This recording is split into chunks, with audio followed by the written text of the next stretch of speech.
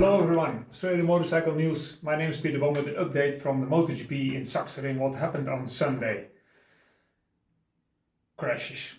A lot of crashes. That's the thing we need to speak about first. I assume you have seen the race, but we need to speak about the crash. There were a lot of crashes, and most of the crashes in one particular corner. So either everybody is sleeping, there is oil on the track, or there is something funny with that specific corner and the approach to that corner. Obviously, it is the last thing. So, here we go.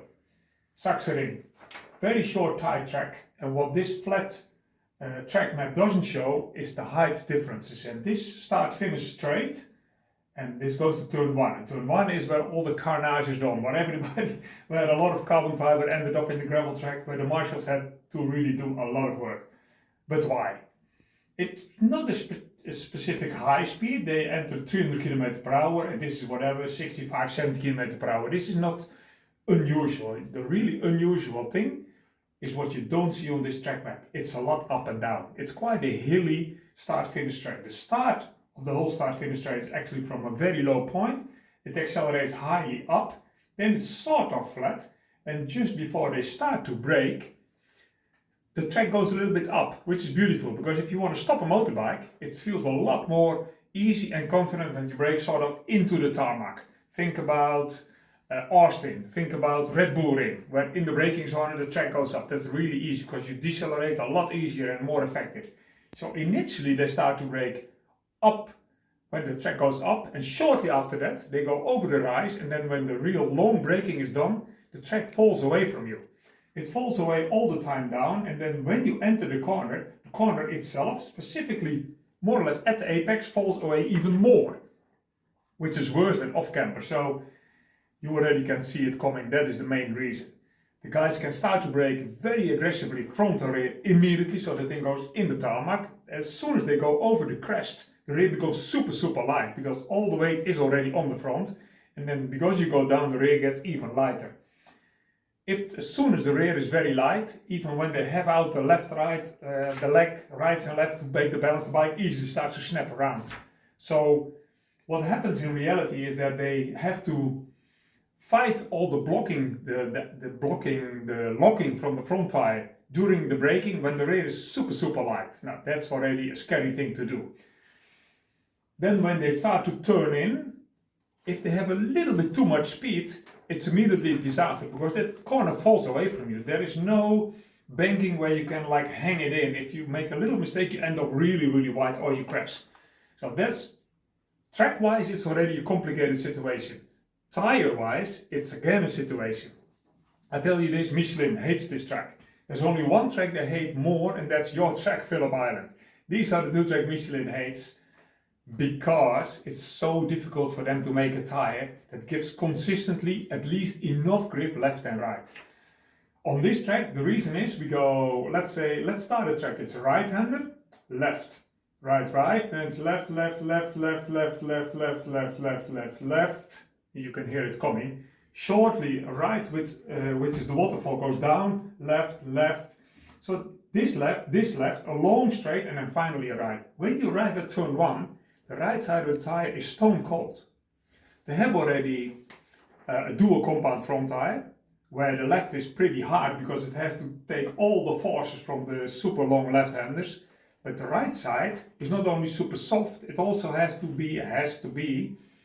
keep the temperature. It gets colder because you don't use it, but somehow Michelin tries very hard. Obviously, it's never perfect, to at least keep some distance that they make on the left side of the tire, bring it to the right side tire. But in the end, when the riders go to turn 11, but especially turn number 1, the real right-handers, then the tire is so cold that it's extra difficult. So it's a whole sequence of problems. You start to brake up the hill, then you do most of the braking down the hill. You tip into a corner which is falling away from you on a stone cold right side of the tire. That's the recipe for the disaster that we've seen happening all the time in turn number 1. That is what caught so many people out. And there's one other underlying reason. It's the longest, hardest braking zone, means you can make up a lot of time. If you're fighting with somebody and you brake just a little bit later and you make it, you really see you're closing in on him, but then you can lose it. So it's easy to throw it away, but it's also like easy to take away some of the lap time there. So that is what is behind all the crashes that we saw there. A typical example of how it goes wrong is, see, we have a Fabio Gianantonio riding around in P2, everything seems sweet, he was very, very strong, coming from P4 or 5 immediately to P2, couldn't put pressure on Mark. When he tried to do a really good lap time, Mark responded with a super fast other lap time, so there was no real competition for the win, but at least he was happy to be in second place. Lap after, he was not threatened, there was no pressure on him from the back, but somehow he lost it. And how can you do like 10 beautiful entry into turn 1 and then lose it? It's usually they get a little bit tired. The tires start to get a little bit softer by themselves because of the different temperature. He makes a little mistake during the braking or gets a little bit out of shape. Then when you arrive in turn 1, they feel they have a little bit too much speed and they quickly have to make a decision.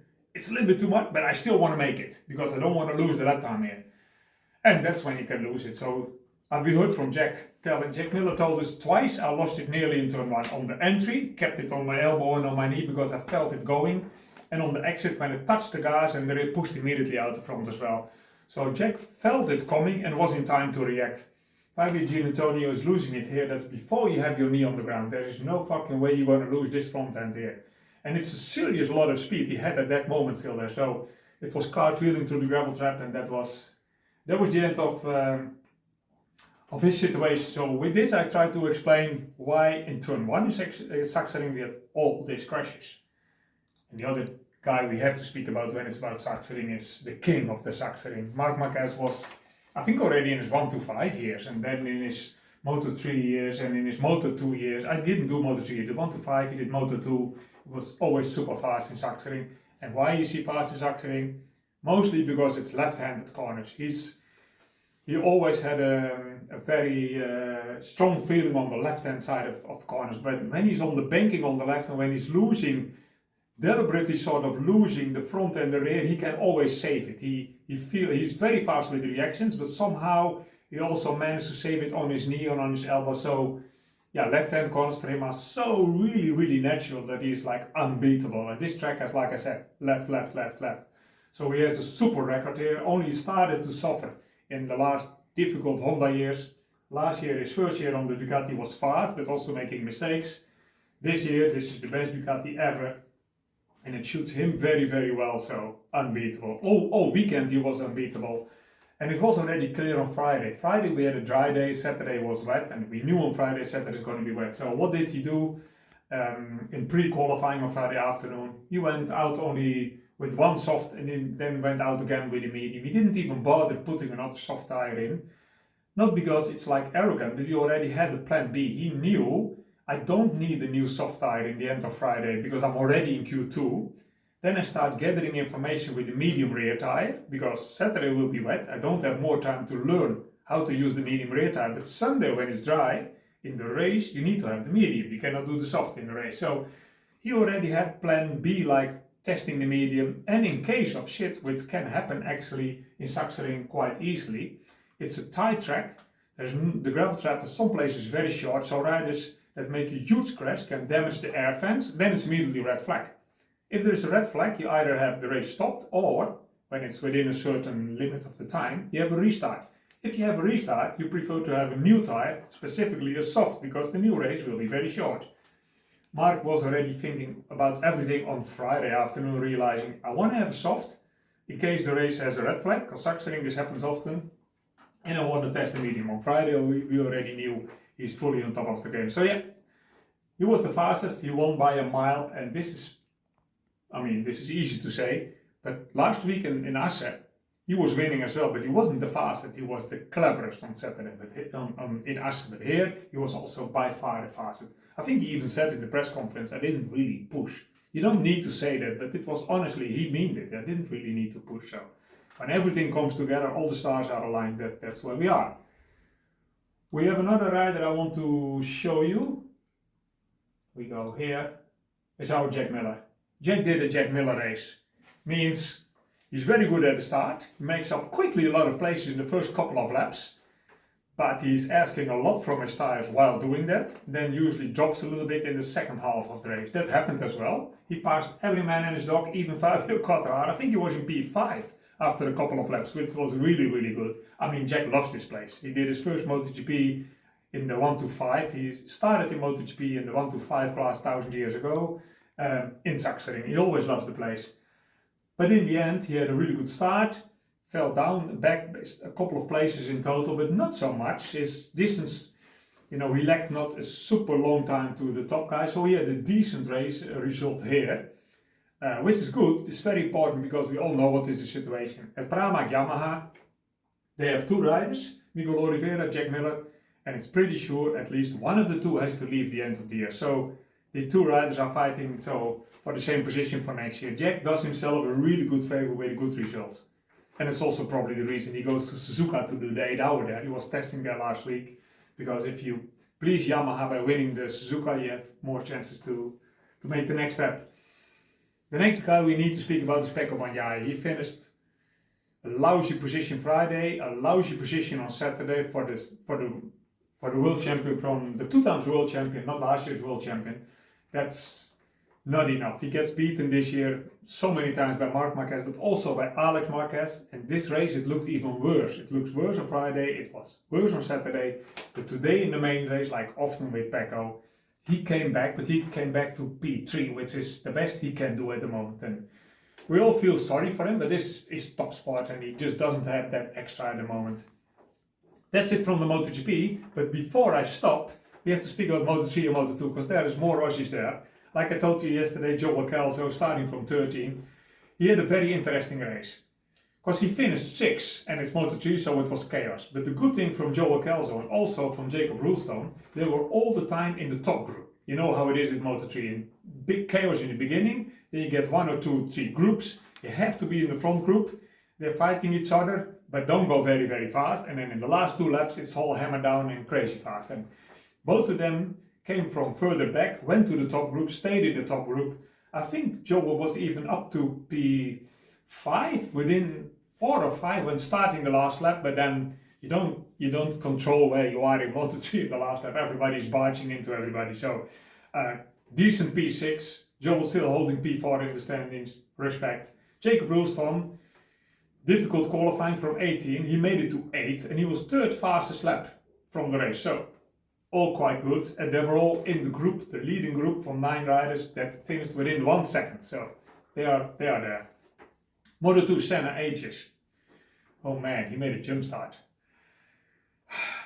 And there was a lot of pressure. I mean, probably it is because of all the pressure. It's not his home race in Australia, but it's like the second home race, because it's a fully German team where they are. So they had lots of guests and sponsors, and he actually said himself, there's a lot of pressure, I really want to do good for my team here. He qualified P4, I think he was leading the qualifying when he crashed in the last couple of minutes, so he couldn't do an extra lap time, but still P4 is really good qualifying. Yeah, he made just a jump start.